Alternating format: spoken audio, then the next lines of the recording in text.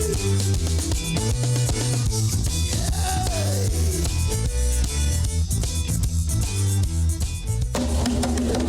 champ is here! The champ is here! The champ is here! The champ is here! The champ is here! The champ is here! The champ is here!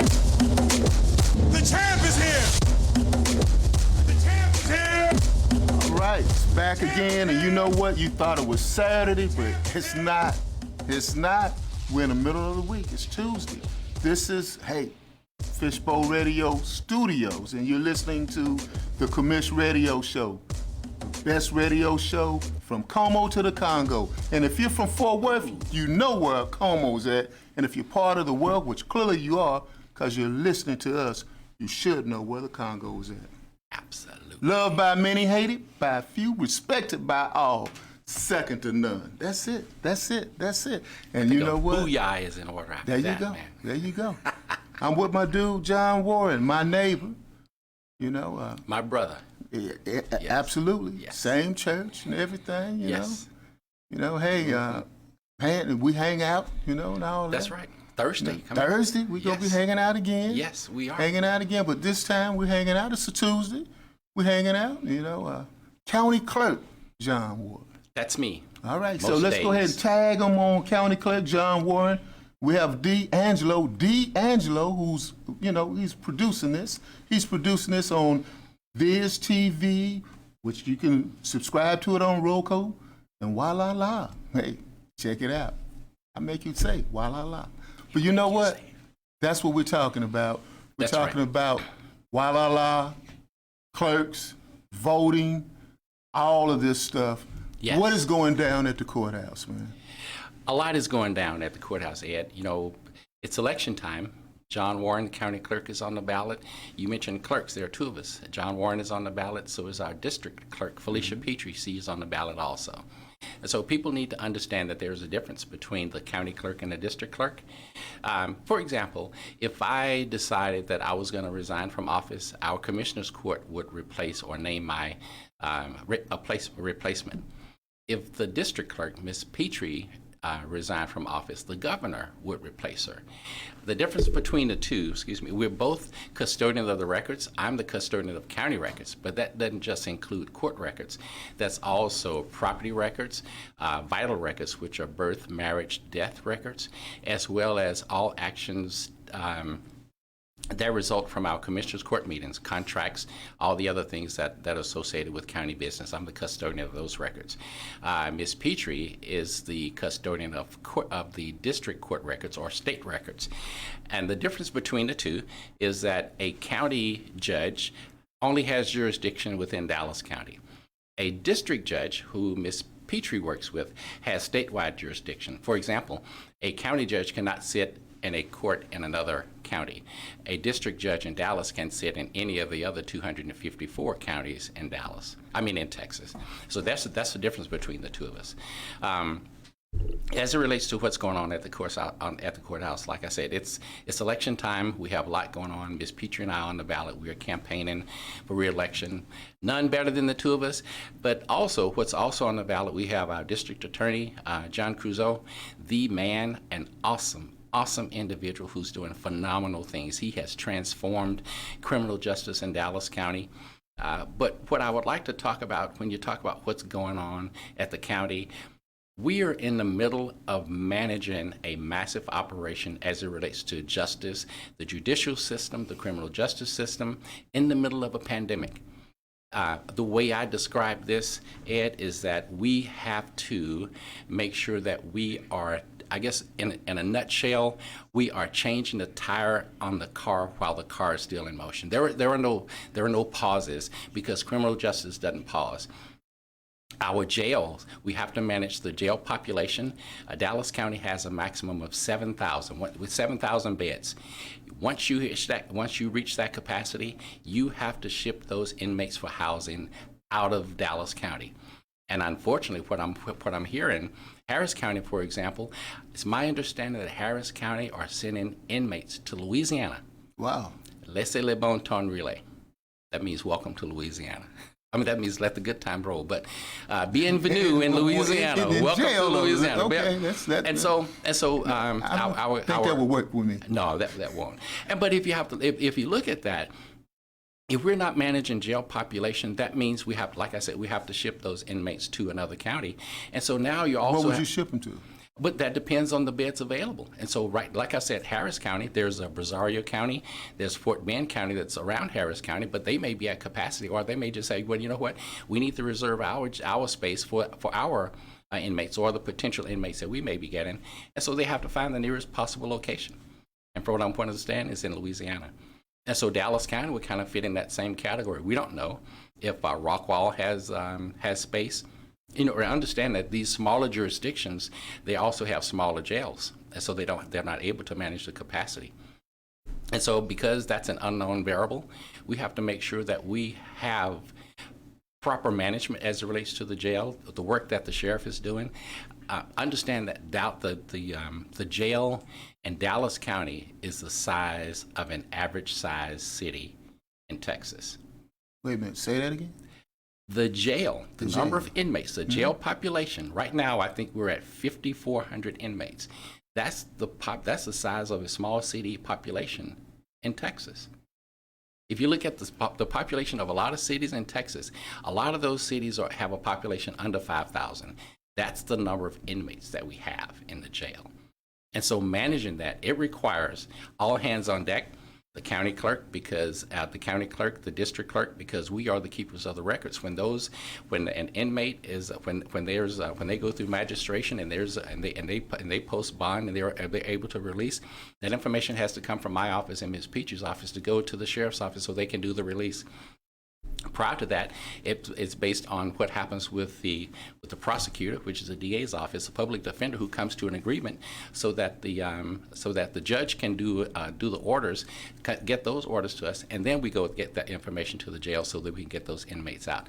But it takes a lot of effort. It takes a lot of collaboration on our side, on the county side, to make sure that happens so that we can continue to drive jail population down. One of the things that we're also doing as it relates to COVID relief, Dallas County, in its wisdom, our Commissioner's Court, they decided that they're going to have backlog courts so that we can further push that jail population down to a more manageable number. And so we're going to work those, we're going to have those the two backlog courts, one misdemeanor and one felony, work that jail population down so that we can get it to a more manageable number. Because the deal with this pandemic, we don't know if it's going to be another spike, if it's going to be driven up, or if we're actually going to flatline and where we may reach at some point herd immunity. But we don't because that's an unknown variable. We have to always look at worst case scenario, and that's our approach to doing things at the county. So you're actually showing up for work. I mean, some people during this because I listen to some judges, they working from home and everything, and Zoom calls. You know what? I'm going to pat myself on the back because the reason those judges are able to work from home is because of the work that me and Ms. Petrie has done. Back in 2010, we transformed our office from being a paper operation to a paperless operation. We have created virtual processes so that ability is there.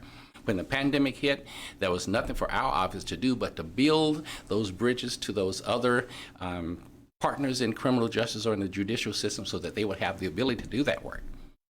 So you're responsible for all that. John Warren is responsible for that, young man. Well, it's about time you become responsible for something. You know what? I wanted to work at the county clerk's office. Come on down. No, I mean, that was years ago I wanted to work. I know you and I had that conversation. Yeah, because it was, what was the guy's name? Larry Murdoch? It was Earl Bullock. Earl Bullock, Yes. Yeah, and then Larry Murdoch was Murdoch. He was the chief, right?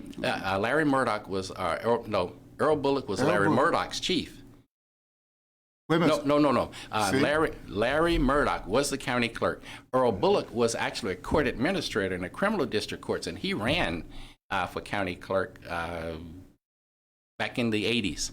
Right. Yes. Right. So probably when you applied, that was when Murdoch was the county clerk. Well, I didn't apply. I was just going there hanging out, man, because I was at Law Magnet High School, and you know, we had to run of the city or in the county, so I had the opportunity to do that. Okay. had a friend that became, I think he retired from there. Anthony Oliver, he retired. Yes, Anthony worked for me. Yeah, you and I had Anthony was a phenomenal manager. He had a lot of historical knowledge that actually helped us get to where we are as it relates to the old processes. You just can't come in and just implement a lot of things. You have to know what impact those decisions you're going to make has on all of the historical processes that you have in place, because when it comes to local government, particularly in the county clerk's office, as the custodian of the records, we cannot lose anything.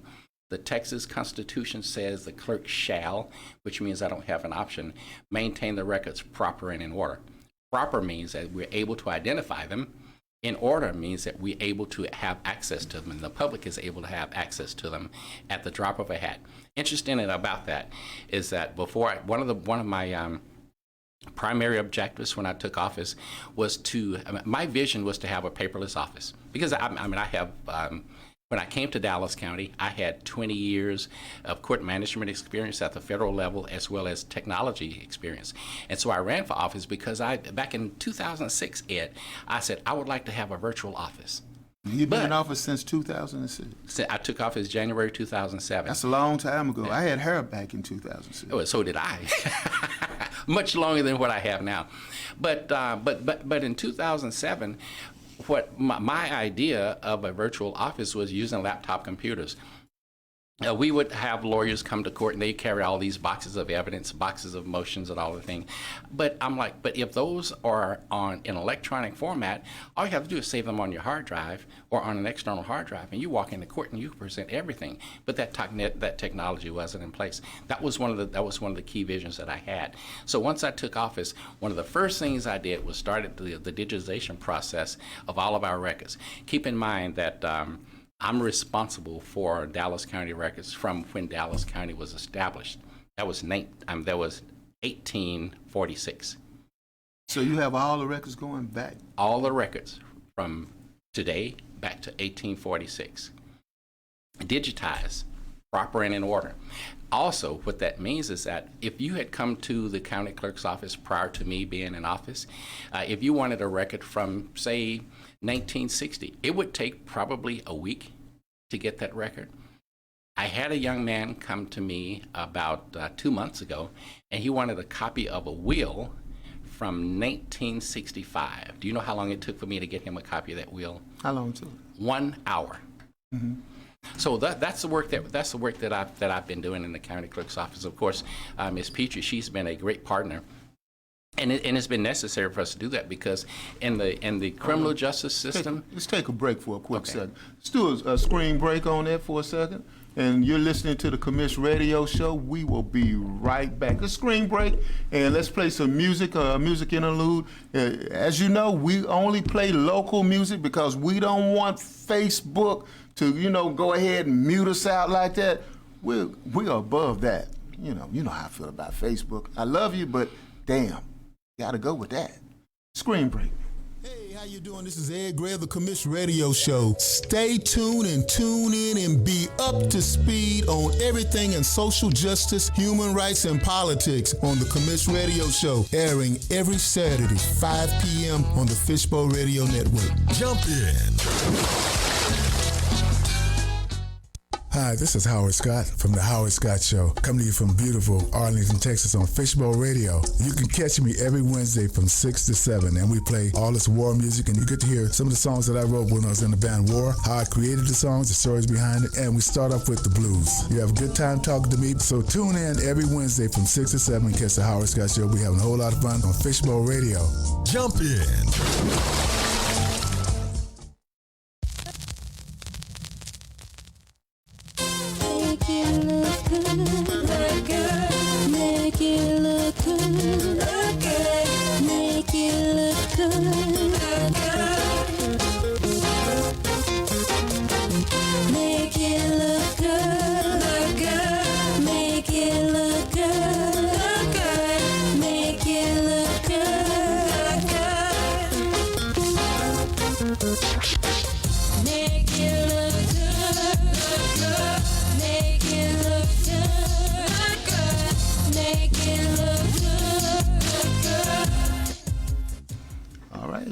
Back again, Commish Radio Show, making it look good, and you're listening to one of the artists that I helped create. Yep, I helped create this artist.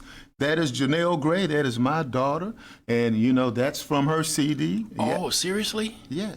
How can I get a copy? Hey, I have some in the trunk outside. No, but seriously, CD, baby, you can go ahead and order that online, Amazon. You can go ahead and order that. That's again is Janelle Gray. Let's play that again, and then we'll hit back to John Warren on it. Hit it, D'Angelo. Make it look good. Make it look good. Make it look good.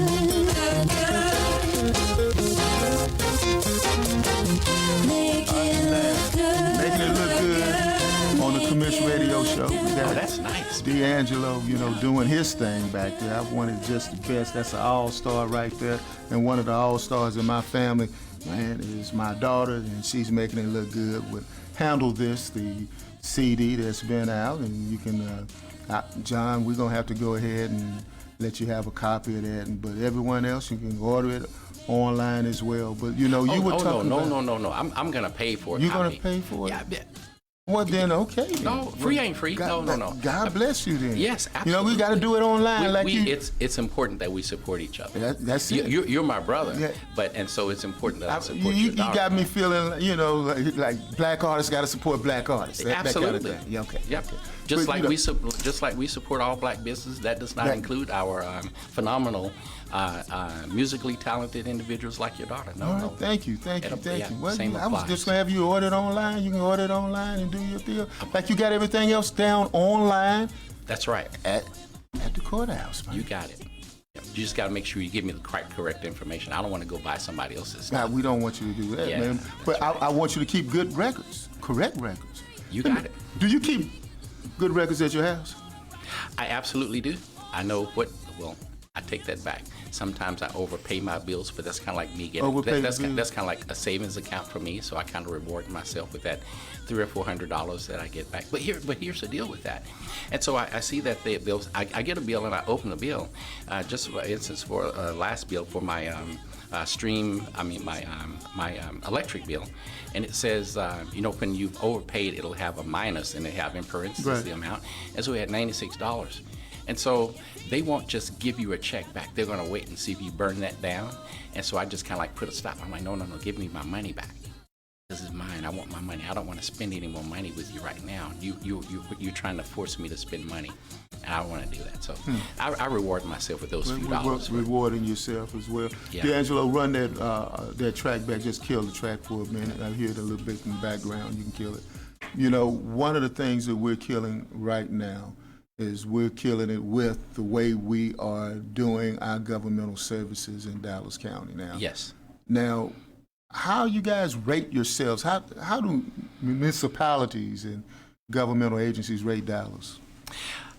I'm not quite sure. I guess, excuse me, I guess the way we have a interlocal government relationship, and I guess it would depend on the frequency that the municipalities come to Dallas County for in requesting assistance. But primarily, for me, the benchmark on how we rate ourselves and what we're doing, there's a thing with the Texas Association of Counties and with the National Association of Counties called Best Practices Awards. Those are scrutinized to a very, very high degree, and you're being competitive. And so you're not the only ones that may, just like for my office, I wouldn't be the only one applying for a particular award. It will be probably 30, 40, 50 other entities that will also be applying for that award. And so they scrutinize what you are doing, and then they will determine, based on all the other entities, who has the best process. I'm happy to say that I have 4 Best Practices Awards, some at the local level and 2 at the national level. Now, when you apply that, and when you apply that to voters, and voters like they can hear what we're saying. Yeah. But they have a difficult time, like saying they understand when a judge puts somebody away. Yes. They But- also understand when police arrest people. How can you apply that to the regular, Joe public? One of the things I do, and I have a call center in my office, Ed. One of the things that we do, all of the calls that we receive, a lot of those calls are related to how do we do this? How can I get these services? I tried to do this, but was not able to.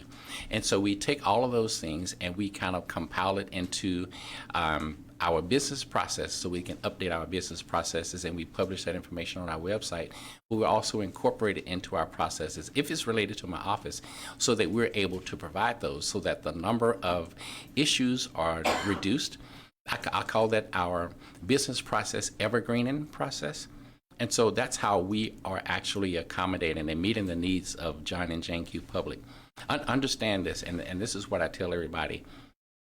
When it comes to my office, I don't treat my office as though it's a local, quote unquote, local government. I treat it as though it's a business, and that my investors, just like businesses have investors, my investors are the citizens of the county.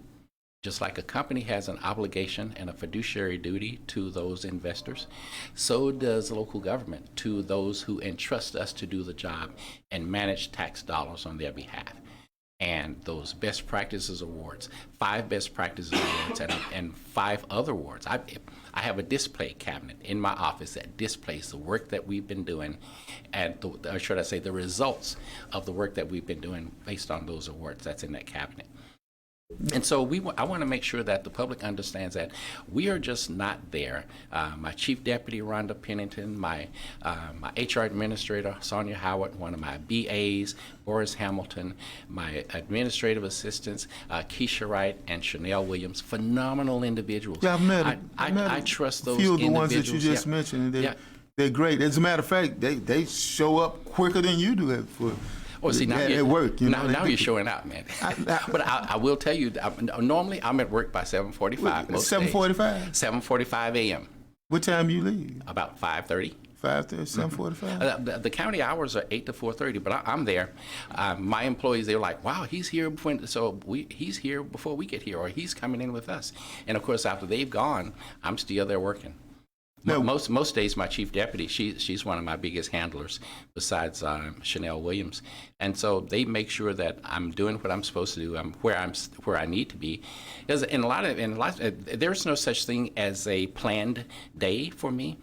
While there's the things that I want to do, but when I start getting complaints from or issues from the public, I have to make sure that I address those. I was talking yesterday with the group, and I described my day. In addition to 4 meetings that I had, I also made sure that an 85-year-old couple got a marriage license. 85-year-old couple. The deal was, it was a widow and a widower. They were 2 couples. They were friends. One husband lost his wife, the other wife lost her husband, and after a year and a half, those 2 married. 85? That is beautiful. That is the most beautiful thing. And so we assisted this 85-year-old couple to get their marriage license. But in addition to that, I had this guy, he called me about some temporary injunctions that someone had filed, and they were trying to evict. They had stolen his property, and then they were trying to evict the occupants out of the property. And they were trying to do that so they can sell it. Tanya Iser did a story on property fraud, a very similar story related to that. And so, he was on the phone, Ed. He was livid. But one of the things, I calmed him down, and I made him speak to me facts as it relates to property address, ownership of the property, and all of it. And by the time I finished, not only was he satisfied, he was happy. He even called his lawyer and told his lawyer, brought his lawyer on the phone and said, "I have the county clerk, John Warren. He has provided us a solution to our problem." That's what I do on a daily basis. That's what I want to show John and Jane Q. Public, is to let them know that we're here to take care of them. I describe myself as Allstate. I'm like Allstate. Now, where you You're guys? in good hands. Well, Like a good neighbor, I'm there. Like a good neighbor. But they haven't paid for this show, so we can't say that. So now, what we can ask you though is that remodeling down at the The records building. Yeah. Yes. We know the records building hadn't been remodeled. I think when you were hanging out there when you were at Law Magnet, it was the same up until about 5 years ago. The county renovated Man, the you're building. making me go back. That's 40-some years ago. Yeah, but also Wow. the records building had about 30,000 square feet of old unoccupied jail space. Yes. And so they took out the jail and they converted that to office space. So everybody that was occupying the records building, we all Was that moved. down in the basement? No, it was on the Fourth? floors 3, 4, and partially 5. Okay. Yeah, and so they moved all of us out of the building. They vacated the building. They basically stripped the building down, renovated it. The building didn't have central HVAC. They had those old McQuay units, and the building was really old, and it was time for an upgrade. And so we're now back in the building. So The back in the Commissioner's building. Court. So that you know, the Commissioner's Court will be moving into the records building. You know, they're over in the school book depository. All of the county offices that are in the school book depository, they too will be moving into the records building. The commissioners, their staff, Commissioner's Court will be there, county administration. So when is that supposed to happen? They're still working on the building. I think that's going to happen probably sometime, maybe March. There's been a number of delays. COVID has done some really devastating things as it relates to maintaining schedules, but it's still happening. They moved us out of back to the records building the end of September while the building is still under construction. We still have an issue. They haven't provided signage for my office and some other offices. But we have people. We have kind So of you guides. have a sign at your office that says who you are?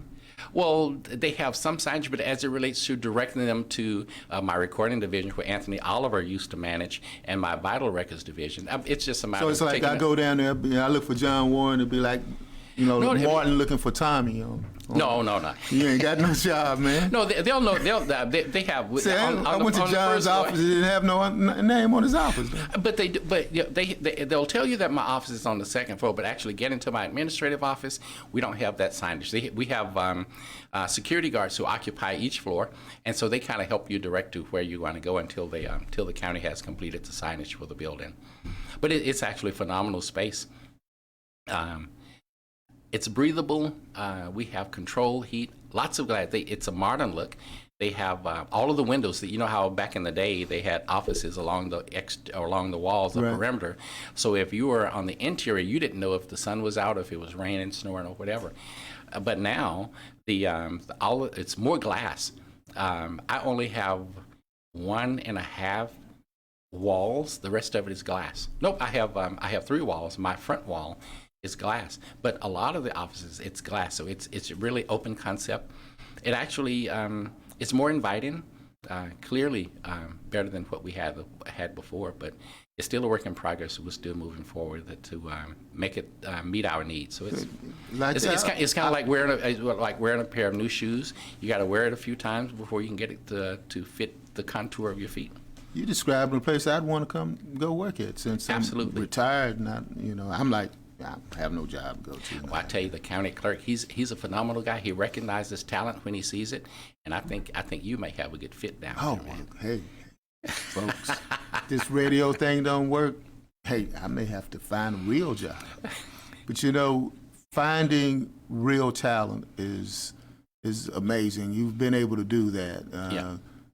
What is the turnover ratio in Dallas? That's a very good question. The turnover ratio in my office, I can say, is probably the lowest in the county. I say that because my employees see me as approachable. I don't always sit in my office working, even though I have tons of meetings and a lot of it. I average probably 400 emails each day. 400 emails a day? 400 emails. But before I leave, at the end of the day, I have gone through every email. I don't know what's an emergency, and I don't know what can wait and cannot wait until I've reviewed it. And so I look at all those emails, in addition to the phone calls, in addition to meetings. But I also take time to go visit with my staff. My HR administrator, she, Sonia Howard, she chastised me one day because I was playing with some of our support staff, and and one lady, she was sitting in her chair, and she was kind of rolling from one side to another. And so I said, "Pick up your feet," and I just rolled her in the chair, and I just kind of like rolled her around. And Miss Howard saw me, and she said, "You shouldn't be doing that." And I was like, "Well, we're just joking around and having fun." It's interesting because sometimes my employees trust me to the extent that we reverse roles. All those names I mentioned. Sometimes they are the boss and I'm the employee, and that's important for people to understand. So you do like undercover boss type stuff? No, but no, they no. already know who you are, though. No, then you can't be undercover boss or anything. No, it's not an undercover boss. It's just that they take on the role of directing me on what I need to do and telling me, "No, you can't do that. Yes, you can do that." Oh, so you still trying to learn that portion of the job? Then? No, it's a matter of getting their buy-in. I mean, it cannot be always my way. Because this is a collaborative effort. The part about being a leader is making sure that you involve the people that you're going to be leading. For me, leadership is like being a drum major. You make sure that the people that work with you understand what you're trying to accomplish, understand your vision, share the vision, so that so that if you understand the drum major concept. A drum major is out front, but he never looks back because he's trusting everyone to do the work that they're supposed to be doing. Exactly. Sort of like back in the day, I used to remember the Magic Johnson commercial where he does the no-look pass, and he says he's supposed to be there. Exactly. They've done this so many times that it's just routine that they just go through. Like, that is correct. It's no need of me even looking. He's there. Yep. That's called being in sync.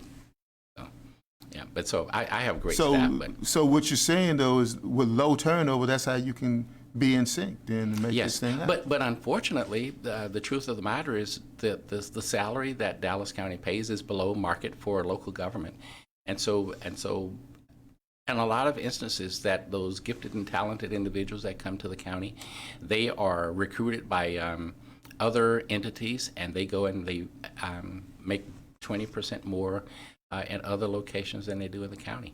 And so it becomes kind of a revolving door, but we have an opportunity to give a chance or an opportunity for those who may not otherwise get it, because we do a thorough job of training people. It's not necessary that you have a particular skill set when you come to my office, but if you have a willingness to learn and you have a strong work ethic, that's also taken into consideration, and that helps us develop a work staff. Because when we're talking about the evergreening of business processes that I mentioned, having different viewpoints from a different perspective from a lot of different people, that actually helps us have a better connection to the public that we're there to serve.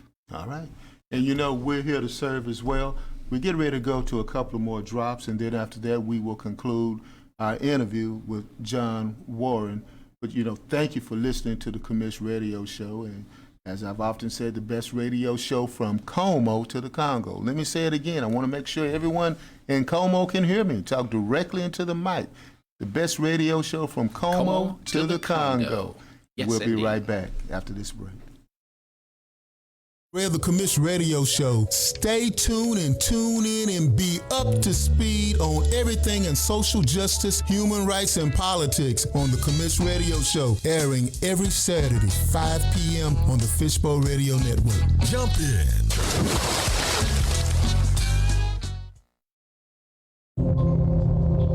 Hi, my name is Gail Todd with Townview Realtors. If you find yourself in the market to buy, sell, lease, or maybe you want to be a part of this hot real estate market by investing, just give my team of professionals and I a call at 214-675-9572. Again, that's 214-675-9572. Or you can email me at gtodd88@yahoo.com. With me, it's all about you. We got back again, Commish Radio Show, back again. We're closing out with John Warren. This is our last week here at Fishbowl Radio Studios. I'm going to play tomorrow. I'm going to send this in advance to Angelo. I'm going to send it to him. It's this deal about, Angelo's young dude. He don't know what I'm about to do. You know, John. What I'm about to say, John McEnroe was a great tennis player, but when McEnroe complained about something, McEnroe would complain. He act up. He would act up. So tomorrow, I'm gonna send it to you so you can play it, cause it'll be like me and Sammy discussing the move to Fishbowl. It's like, you got to be kidding me! Are you serious? We're Right moving now? to Bedford right now.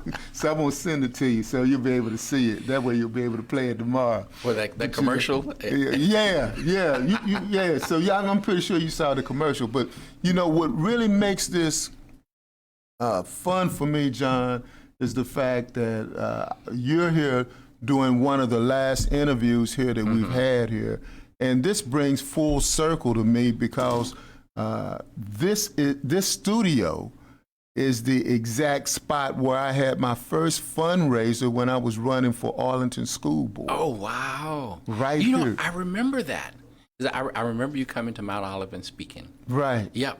Oh, Yeah, man. so a lot of people don't know. They go like, man, he's done all this stuff like that. Yeah. Well, how do you know all these I was a politician at one time. You're an institution in this community, young What man. some people say I believe in, I should be in an institution as well. But that doesn't matter. But you know, this place right here, this is the exact studio. Yeah. This exact studio, it was John Malden's suite. And he did a fundraiser for me, and the Texas Rangers were playing right out there. So every time I come here, I think about being involved in politics, interviewing people such as yourself. And, you know, this is where it began at, and this is where it's like it's ending right here in Arlington. So I have to ask you, during that time, was former President George Bush still one of the owners? Yeah. Oh, yeah, wow. Cool. Yeah. I remember, and we had Ruby Woodridge here this past week, and I recall Deacon Elsie Odom was helping me out in my campaign, and now he's the mayor, was the mayor, and it's just amazing that all these people I knew, you know, I know them as people. Yeah. Such as when we get together and hang out and everything, we meet, you know, informally as people. So, so as we get ready to go to a close, tell us why we should elect you to be back in office, man. Well, Ed, you know, and 3 thank minutes. you, and thank you for this opportunity. The only thing I can say is that right about now we're at a critical point in the lives of the citizens of Dallas County, or all of our lives, and the services that I provide warrants that I be awarded another term, if you will, because there's no other candidate in this race that has the skill set, the management skills, the leadership skills, legislative experience, management experience. I manage over $11 million budget, $50 million in trust accounts, $20 million in special funds, and since I've been in office, every penny has been accountable. That money just doesn't sit there and it's just not spent. The county auditor actually goes through and audits everything, and from 2007 up until now, every penny I have been accountable for. There has never been a misuse of any funds. But not only that, the work that I do with the county, I was appointed by former Chief Justice Wallace Jefferson to the Texas Supreme Court's Judicial Committee for Information Technology. I was appointed by Roy Charles Brooks, president of NACO, to the National Association of Counties Finance Committee. I was appointed by now Chief Justice Nathan Heck to the Texas Supreme Court's Advisory Committee. I was appointed by the Dallas County Commissioners Court to the Dallas Central Appraisal District's Board of Directors, which I now chair. I was appointed by the Commissioners Court to be the executive sponsor for the countywide digitization project that we're doing as it relates to the move back to the records building. The leadership that I bring to the county, no other person in this race has that experience. If you want to select another person, what you're saying is that I want to go backwards in time. As it relates to this pandemic, Chief Justice Heck said it perfectly. We will be operating in a new normal. I am ready to lead Dallas County in that new normal. I have been a facilitator in everything as it relates to local government and advancing local government, saving the taxpayer dollars. Since I've been in office, and the business processes that I've changed and implemented has saved Dallas County and you can fact check this, approximately $5 to $6 million of taxpayer dollars. All right. That is efficiency. That is what Dallas County needs as a county clerk and as a leader in this community. So, All right. And what you need to do is you need to tune back in tomorrow when we will be closing out the week out. And then also this weekend, we will have Jane Hamilton, who's running for United States Congress. She'll be here in our studios. And we will have Philip Kingston, who's running for county commissioner. He'll be here in our studios as well. both good friends of mine. And hey, guess what? They're going to be here right where you're at on the hot seat. But you won't be on the hot seat. You'll be tuning in. Continue to share this on YouTube, Facebook, and we'll see you back tomorrow. Take care.